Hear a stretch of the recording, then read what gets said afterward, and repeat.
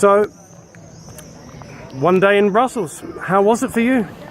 It was mega. It was epic. I mean, it was a great event to start with this morning. The reason why I was here was the Brussels Press Club were hosting the EU media survey results, and they asked me to be on the panel and to sort of reflect on what the outcome of the results were, and that was really interesting, and the event was really good. And then at the end I got to sing my songs, and that went down a storm, particularly the "There is no Brexit dividend" song, because basically everyone in Brussels knows that already.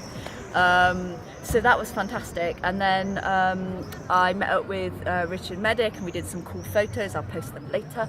And then Matthew has done an amazing job organising like networking events at the beer factory on Place Lux, with loads of sort of people that work at the Commission or work in media in Brussels, and we had some really interesting debates about sort of where I take my campaign next. You know, where is EU Supergirl's focus? Is it in the Stop Brexit? Is it in the pro-EU? Is it about getting kids to vote in the EU parliamentary elections?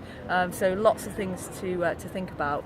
And then we had a surprise event that has just made the trip even more epic than it could possibly be, which was well, actually, in fairness, I organised the whole thing. He doesn't realise it, but I just manipulated his mind to get the man himself to show up. Matthew's telepathic. Yeah. He took off his tinfoil hat, you see, and I penetrated his consciousness. So Nigel Farage turned up in the bar that we were drinking at.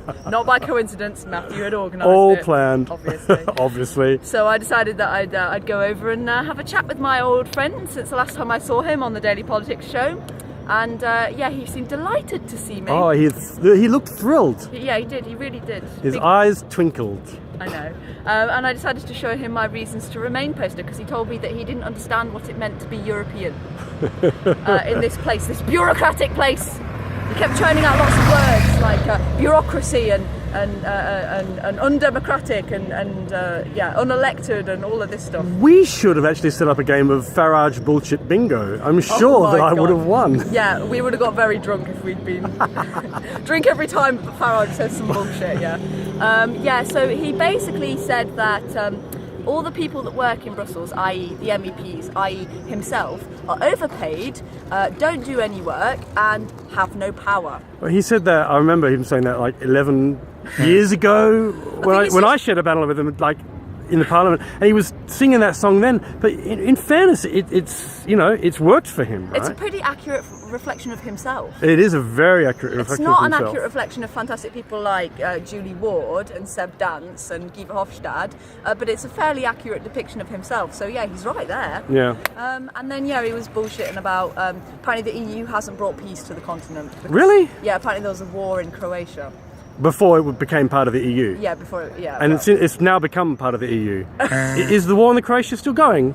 Last time I checked, no. No, well, it's not. There's that argument gone. Well, so I decided that I'd take him down on something that was more close to his heart, which is, British identity and our Cornish pasties, because EU legislation maintains protected food status over EU pasties to stop knockoffs being made in other countries, but he didn't seem to like that argument at all. Because it made sense. Well, because it's EU legislation, and EU legislation is made by unelected bureaucrats. And voted on by MEPs, and then the Council of Ministers who are directly elected, blah, blah, blah. We know this story. And he didn't like that argument, so he walked off.